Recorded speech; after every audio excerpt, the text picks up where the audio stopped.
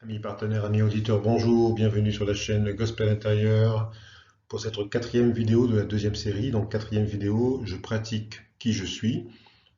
Rappel toujours d'actualité, il est important d'avoir écouté ou encore réécouté, de s'en imprégner, la série des 20 premières vidéos dont le sommaire se trouve sur la chaîne.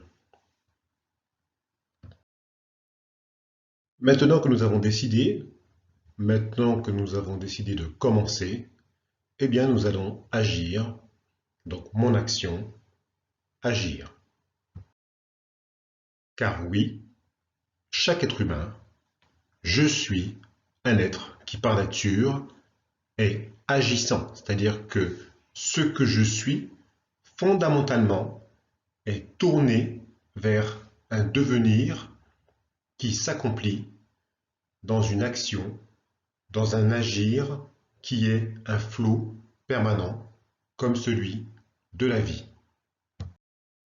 Et agir, c'est se mettre en mouvement pour l'action, c'est faire quelque chose, avoir une activité qui transforme dès le commencement ce qui est. Et c'est en cela qu'il est important de définir le but d'une action. Oui, définir le but d'une action, car nous l'avons déjà vu sur ce qu'était le commencement, l'action en elle-même contient aussi l'essence d'une transformation d'un point A à un point B, d'un alpha à un oméga, et cette transformation est contenue dès le commencement dans l'esprit de ce qui est fait dès le premier pas.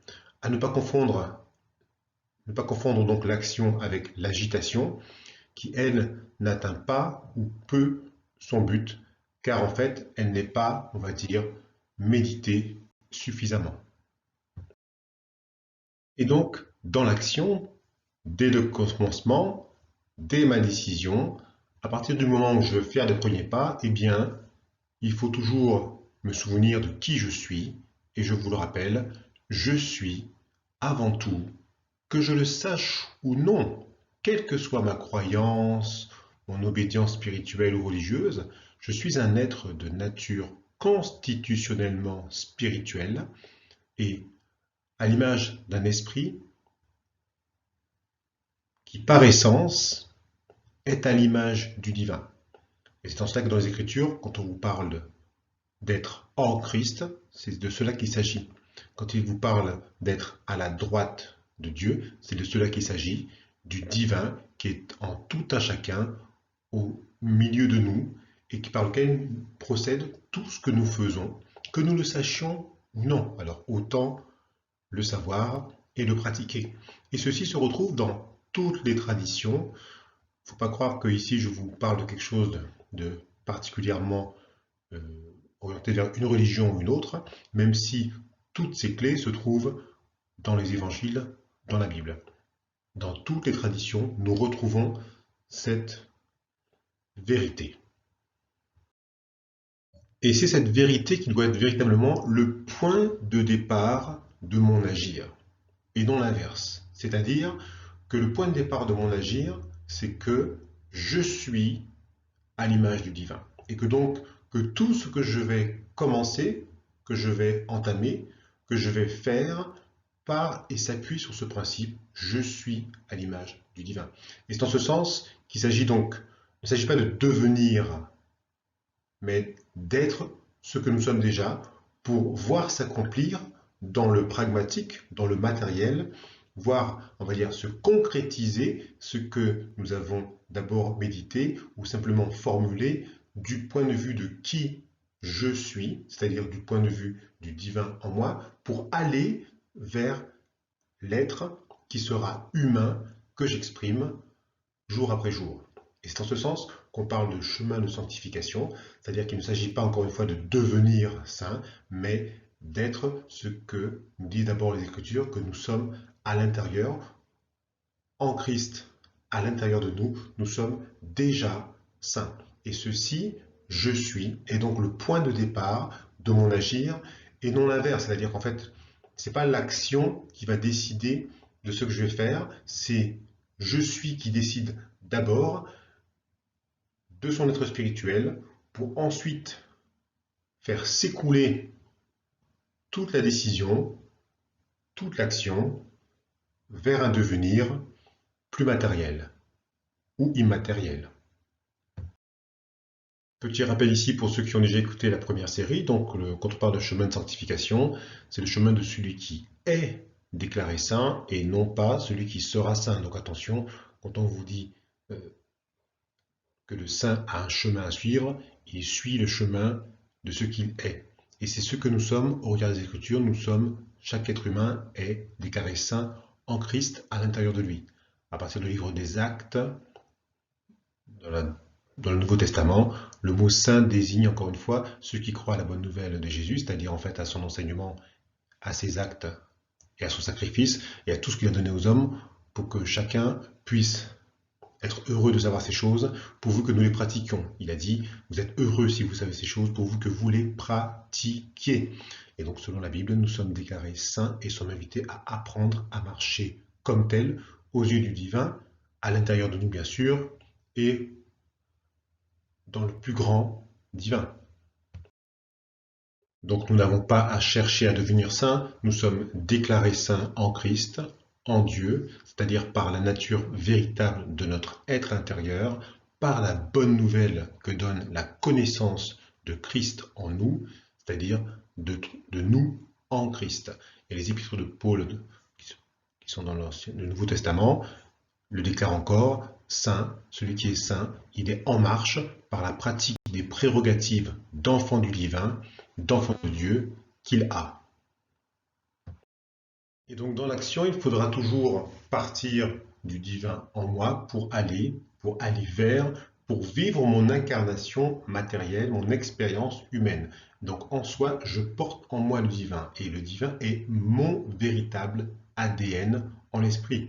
Et c'est en cela qu'il y a marqué en Jean 15,5, je ne peux rien faire sans Christ en moi, sans le divin en moi. Parce qu'en pratique, dès que j'agis, automatiquement, cela part forcément de ce que je suis fondamentalement, naturellement, mon ADN, qui est l'esprit à l'image du divin. C'est en ce sens que croire qu'on peut avoir une action, entre guillemets, spirituelle, est une expression un petit peu redondante, puisque, comme je viens de vous le dire, toute action, on va dire humaine, puisqu'on parle d'être humain, part forcément du substrat initial de cet ADN d'ordre spirituel. C'est en ce sens que action spirituelle est une expression redondante. Souvent, on veut, par cette expression, désigner l'action qui est alors faite, réalisée dans la conscience de cette réalité spirituelle qui va alors s'accomplir dans le déroulé de l'action et dans son résultat. En ce sens, toute action, dans son principe, débute en esprit, puis se concrétise de façon matérielle ou immatérielle. Donc, quand je dis matériel ou immatériel, c'est pour désigner le fait qu'une action n'est pas forcément matérielle. Il s'agit simplement de créer un mouvement qui va changer ce qui est, sur le plan matériel comme immatériel. Et la création de ce mouvement qui va changer les choses est l'enjeu qui est totalement accessible à chacun dans le maintenant. C'est-à-dire que ce dont on parle maintenant, c'est quelque chose qui est efficace tout de suite, maintenant. Ce n'est pas quelque chose qui va devenir efficace après 10, 15, 20 ans de pratique de je ne sais quoi, sans changer quoi que ce soit dans votre entourage, comme certaines pratiques spirituelles ou même religieuses. Il s'agit d'agir dans la conscience de qui je suis selon le divin, et bien ce je suis, il est déjà là maintenant. Et agir dans la conscience d'être un être de nature spirituelle selon le divin moi, c'est agir en Christ dès maintenant. Il ne faut pas croire qu'il faut, encore une fois, devenir quelque chose, alors qu'il faut juste être ce que nous sommes déjà et apprendre à évoluer, en gros acquérir d'une certaine façon, j'exagère un petit peu, le mode d'emploi de ce que nous sommes, comme nous avons appris à marcher physiquement, comme nous avons appris à compter, comme nous avons appris à lever le bras gauche, à plier la main, ou tendre le bras pour saisir quelque chose. Et c'est ça l'enjeu qui est accessible sur le plan spirituel, sur le plan de l'ordonnancement des choses, de l'esprit vers l'incarnation matérielle qui est notre vie humaine. C'est cela qui est l'enjeu accessible, c'est cela qui est donné, qui est enseigné par ce qu'on appelle la bonne nouvelle du Christ, la bonne nouvelle enseignée par le Christ, par Jésus dans les évangiles, et la bonne nouvelle d'ordre spirituel.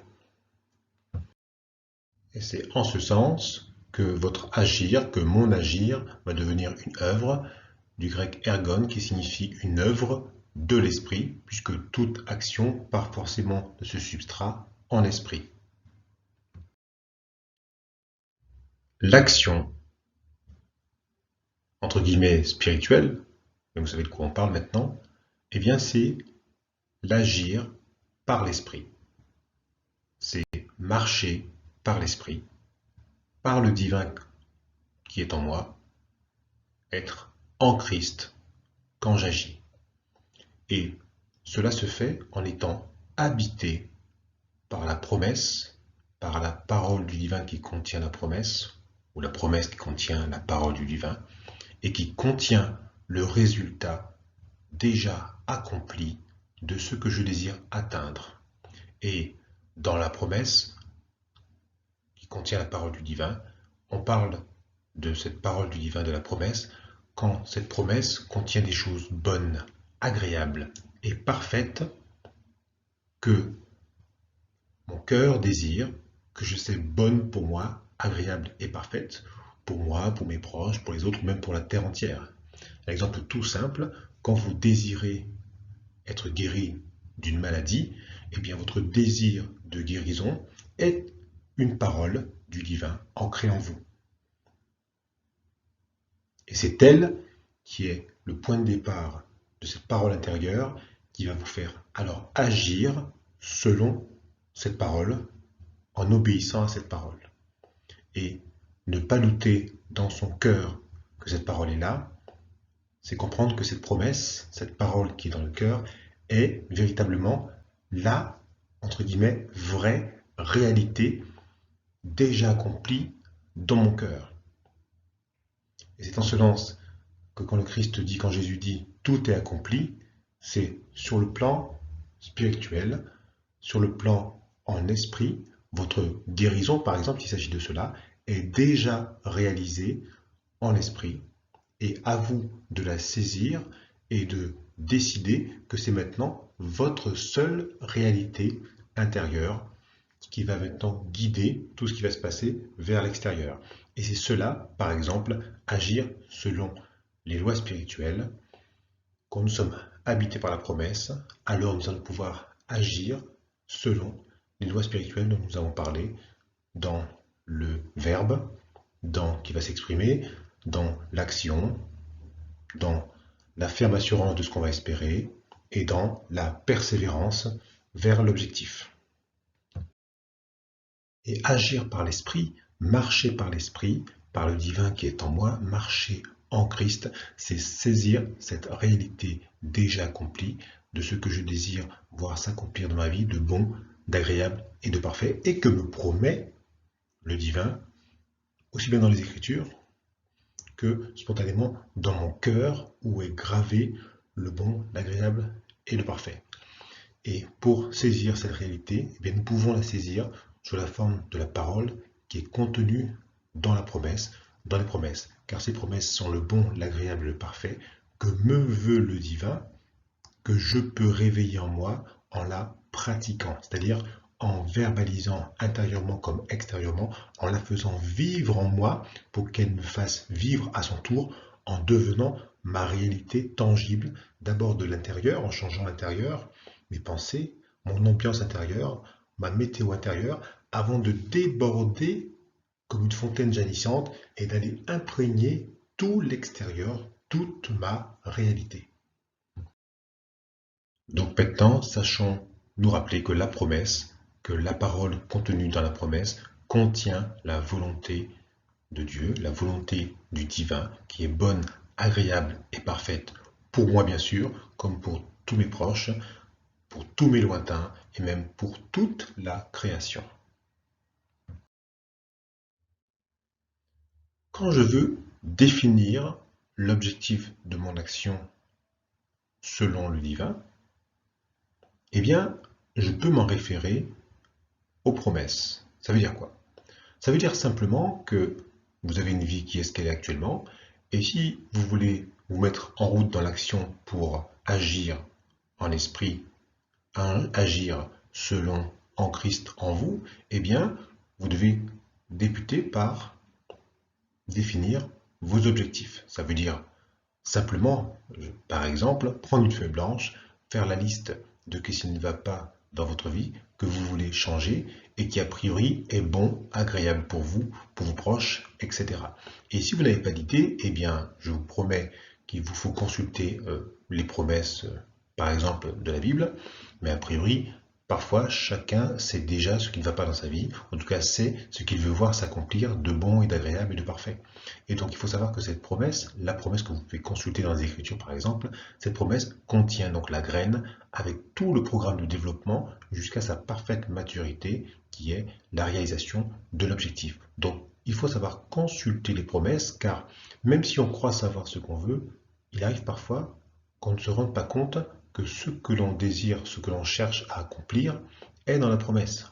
Autrement dit, le bon, l'agréable et le parfait concernant un thème donné est dans la promesse. Sauf que peut-être qu'on ne le sait pas. Un exemple encore tout simple, je suis malade de ci ou de ça, de quelque chose de moins grave ou de grave, eh bien il y a des promesses concernant la guérison qui sont puissantes et qui concernent toutes les maladies. Dans les promesses, il n'y a pas marqué pour les petites maladies c'est ci, pour les grandes maladies c'est ça. Il y a une promesse pour la guérison. Et donc savoir se saisir de cela peut considérablement améliorer déjà votre état clinique et surtout votre devenir vers la guérison. Car oui, la promesse est comme l'accompli, comme l'oméga déjà accompli que je peux d'emblée saisir, visualiser, même imaginer.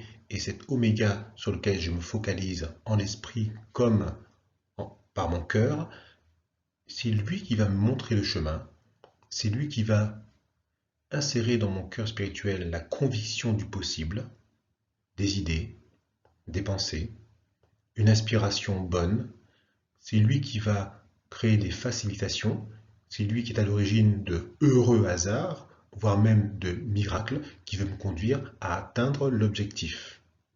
Et dans ce chemin qui va me mener de mon point alpha, de ce désir, de ce besoin, vers l'oméga, l'accompli, le but réalisé, eh bien, sur mon chemin, je vais m'efforcer d'obéir aux lois spirituelles pour ne pas contrer ce guide qui m'attire vers l'objectif. Et je vais pouvoir agir en obéissant aux lois spirituelles pour voir s'accomplir ce que mon cœur désire. Et dans le cadre de l'action, dans le cadre de l'agir, nous allons parler à présent de la synchromantique. La synchromantique, c'est l'harmonisation consciente entre mon attitude physique, c'est-à-dire ce que physiquement je fais de mon corps, harmonisation consciente donc entre mon attitude physique et la pensée de ce que je veux réaliser, afin qu'ils puissent agir ensemble. Oui, la synchromantique nous dit ceci, et probablement que nous savons aussi du fond de notre être, l'action et l'esprit vont toujours de pair. Et en plus, le grand avantage, c'est que ce qui est de l'action physique, de mon attitude physique, elle est totalement sous le contrôle de ma volonté. Ça veut dire simplement que, a priori, sauf problème particulier, je peux décider, même si j'en ai pas envie, de bouger, de déplacer tout ou partie de mon corps à tout instant, quelles que soient les circonstances, encore une fois, sauf cas particulier. Oui, en effet, si l'esprit dirige et peut modifier l'attitude physique, eh bien, en retour aussi, il faut savoir que l'attitude physique structure et oriente la pensée, oriente notre pensée oriente ma pensée. Bien, dans l'action, dans l'agir, la synchromantique, c'est j'agis comme si tout est déjà accompli, comme si j'ai déjà atteint mon but, et donc je me comporte comme si c'est déjà fait. Quelques exemples simples. Eh bien, tout d'abord, la définition biblique de la foi qui dit la foi est la ferme assurance des choses que j'espère, et maintenant la démonstration de ce que je ne vois pas encore. Autrement dit, la démonstration que je crois à ce que je ne vois pas encore. Que veut dire cette deuxième partie? Eh bien, ça veut dire que simplement qu'on se met en marche vers l'objectif comme si on est déjà exaucé, même si maintenant on ne voit rien. Ça veut dire quoi? Ça veut dire que par exemple, je suis cloué au lit parce que j'ai mal au dos. Eh bien, au lieu d'attendre que ça passe et ne rien faire, je peux agir par cette loi, par cette action synchromantique en disant très bien, je me mets en marche, je fais comme si je n'ai plus mal, donc je me lève, et même si je peux faire 3 pas et pas 10, j'en fais 3. Et ce qui va se passer, c'est là que la chose est formidable, c'est qu'avec l'habitude, quand vous le faites, au bout d'un moment, vous allez sentir, on va dire, l'aide qui va venir à vous, et va venir appuyer votre propre premier pas. La fameuse phrase, aide-toi et le ciel t'aidera. Autre exemple, technique du yoga du rire, eh bien, c'est une technique de yoga où on vous fait faire des séances de rire a priori sans motif évident. Et donc, le substratum, au moins théorique, c'est que quand vous mettez en action vos muscles du rire sur votre visage, il est très très difficile à une pensée négative de venir vous habiter. Et donc en pratique, cette technique permet de chasser de l'intérieur tout ce qui vous encombre, qui irait à l'encontre de ce rire que vous instaurez physiquement, tout d'abord sur votre visage, et qui va venir à votre rescousse intérieure pour chasser tout ce qui n'est pas bon à l'intérieur, qui a besoin d'être nettoyé ou changé. Autre exemple, certaines techniques de psychologues dites cognitivo-comportementales vous font agir, mettre les patients dans l'action, dans une action, pour ensuite voir l'intérieur, la pensée et le mouvement de la pensée, le fonctionnement de la pensée, changer du fait de ce comportement d'abord extérieur très physique qui va venir changer l'intérieur. Un autre exemple très très simple encore, c'est la fameuse phrase que vous connaissez tous, l'appétit vient en mangeant, ou pour être forgeron, il faut forger. Et cette attitude physique qui est mise en harmonisation avec l'esprit de ce que l'on désire, on la trouve partout, partout, partout dans la Bible. Je ne vous cite que quelques passages. En Josué 6, de 6 à 20, vous avez le fameux passage des murailles de Jéricho qui vont tomber après plusieurs jours de marche des troupes extérieures autour des murailles, qui vont finir par tomber au son de la trompette. Mais là encore, le divin Dieu, quand il aura parlé à Josué, il lui dira, tu dois marcher, faire quelque chose en rapport avec le fait que tu crois que ce que tu désires va s'accomplir. En 2 Rois 5, vous avez ce qu'on appelle la guérison de Naaman. Naaman, c'est un général, je crois, à qui un prophète dit, voilà, pour te guérir de la lèpre, je crois, voilà la lèpre, tu vas prendre ton cheval, tu vas aller à tel endroit, dans telle rivière, tu vas te laver à cet endroit-là et tu seras guéri. Donc il lui intime l'ordre de faire quelque chose sur le plan physique, d'abord, de se mettre en marche sur le plan physique pour voir s'accomplir ce que son cœur désire. Enfin, en 2 Rois 7.3, vous avez l'histoire de 2 lépreux dans une ville assiégée qui vont sortir à l'extérieur, aller affronter, on va dire, l'adversité à l'extérieur, puisque la ville est assiégée. Ils vont choisir de ne pas mourir à l'intérieur, mais de tenter leur chance à l'extérieur, croyant même que peut-être que l'ennemi est plus bon humainement que là où ils habitent.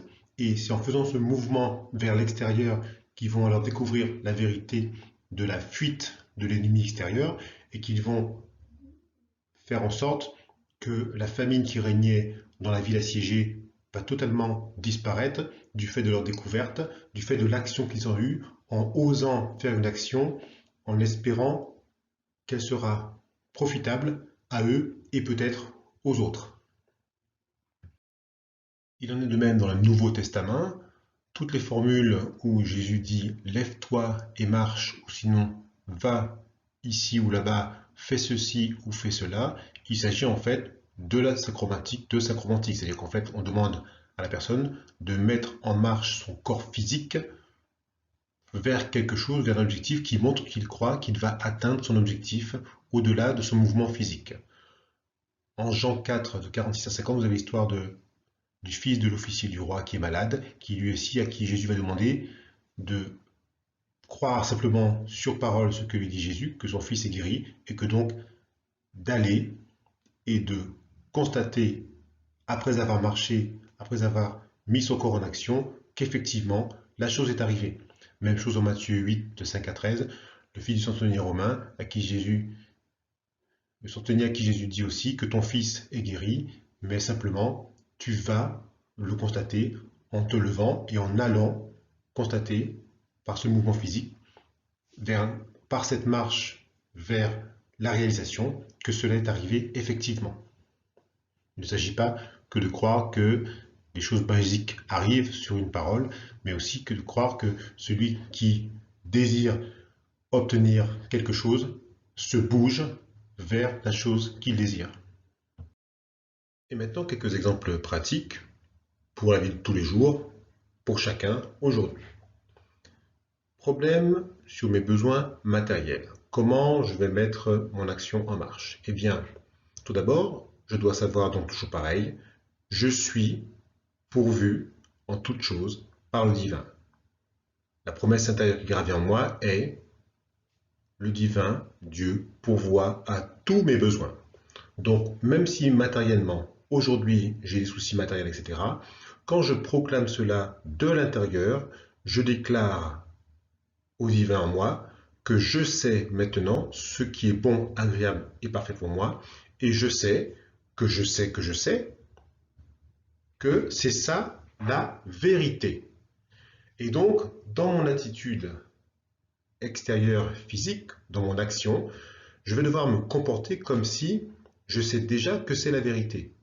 Alors évidemment, si vous voulez acheter une nouvelle voiture, vous n'avez pas les sous pour acheter une nouvelle voiture, vous n'allez pas forcément faire un crédit monstrueux pour acheter la voiture. Par contre, vous pouvez commencer à faire ce que vous pouvez déjà faire avec ce que vous avez. Autrement dit, le petit peu que vous avez doit et est toujours suffisant pour commencer à faire ce que vous avez à faire. C'est très important de ne jamais négliger le petit commencement qui va être multiplié par votre posture intérieure, qui va être correctement positionnée pour pouvoir commencer à agir en sachant quelle est la réalité. Par exemple, vous avez un projet qui nécessite des fonds, eh bien, commencez le projet par ce que vous pouvez faire maintenant, même si ce que vous pouvez faire maintenant paraît tout petit, car on ne le dira jamais assez, toute grande chose, toute grande entreprise a toujours commencé très très petit. Un deuxième exemple, je suis malade. Le médecin me dit que je suis malade, j'ai une maladie peu grave ou très grave. Aux yeux du divin, ça ne change pas grand-chose. Ah bon, vous me direz-vous? Eh bien si, je vous dis, ça ne change pas grand-chose. Car dans les promesses, il est écrit que le divin en moi me guérit de toutes mes maladies. Est-ce que ça veut dire que forcément je ne vais pas mourir? C'est pas ce que ça veut dire. Ça veut simplement dire que je peux activer cette parole de vérité en moi pour la faire agir puissamment et espérer bien sûr avec le temps qu'elle va s'accomplir, qu'elle va déborder de l'intérieur de moi jusqu'à l'extérieur pour faire s'améliorer, voire disparaître la maladie en question. Et dans la pratique, ce qui se passe en pratique quand vous mettez cela en action, soit la maladie en question avorte dans son évolution, ça veut dire qu'elle ne dure beaucoup moins et de moins en moins longtemps, comme par exemple un rhume, etc., ou une pathologie qui durerait plusieurs jours, voire plus, et qui finalement, au fur et à mesure, va disparaître plus rapidement, comme ça peut être des choses beaucoup plus chroniques ou beaucoup plus graves, qui par cette force intérieure, peuvent véritablement être changées et voir se changer. Je pourrais vous témoigner de beaucoup d'histoires connues, même publiques, de choses comme ça, où en fait, c'est la personne qui se positionne différemment par rapport à cette information extérieure qui est mauvaise, qui dit que désormais elle bouge de l'intérieur et qu'elle déclare de l'intérieur que c'est réglé, et c'est dans ces cas-là qu'on voit les choses s'accomplir, comme par exemple une personne à qui on a dit vous avez un pronostic vital engagé, donc vous en avez pour quelques semaines, et qui finalement va continuer à vivre plus de 5 ans de plus, et surtout en meilleur état. Enfin, pour le monde intérieur, vous avez une peur ou une crainte, eh bien, la meilleure façon d'affronter la peur de la crainte, en fait, c'est de se mettre en action en s'appuyant, encore une fois, sur la promesse qui dit que je puis tout par celui qui me fortifie, autrement dit, je puis tout par le divin en moi qui me fortifie. Donc cette peur, cette crainte qui habite en vous, vous avez autorité pour la chasser au nom des promesses. Je vous laisse revoir les vidéos sur les promesses, sur la demande, sur la prière, etc.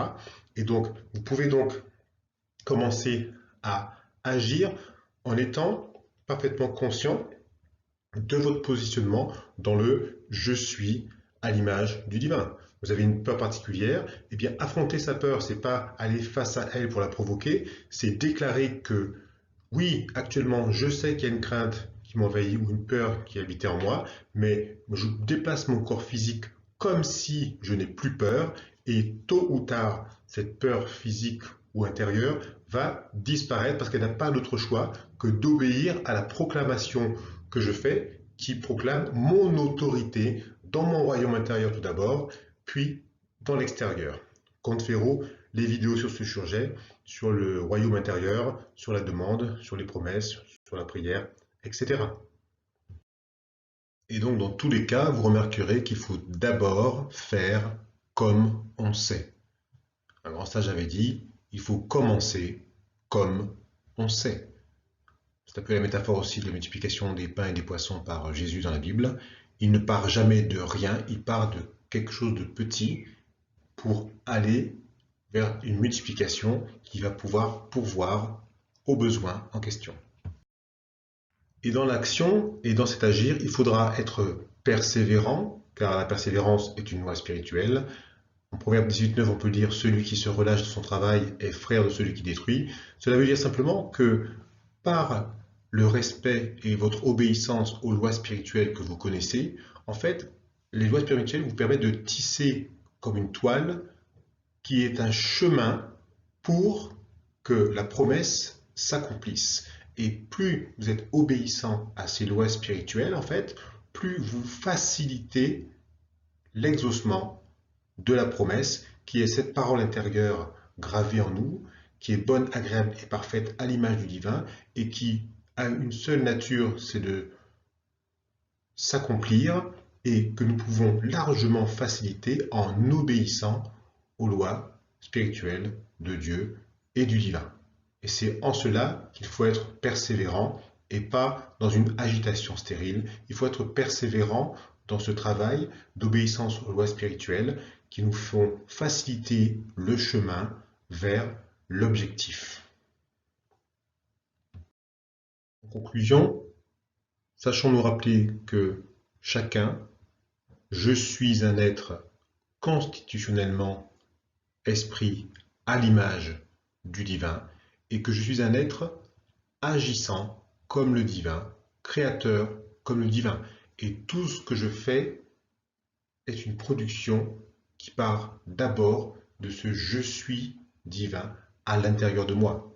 Et donc, par notre respect, notre obéissance aux lois spirituelles, nous obéissons d'une certaine façon au divin en nous qui trouve alors le chemin pour s'exaucer, pour venir nous aider et pour même nous inspirer pour nous donner à faire des choses formidables grâce à cette connaissance qui va fleurir en nous et qui avec le temps va nous donner des envies, des désirs pour faire des choses extraordinaires pour nous, pour notre famille, pour les autres et même pour la terre entière, pour le bon, l'agréable et le parfait.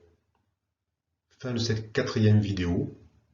À bientôt et n'hésitez surtout pas à réécouter la première série de 20 vidéos ainsi que celle de la 2e série. À très bientôt.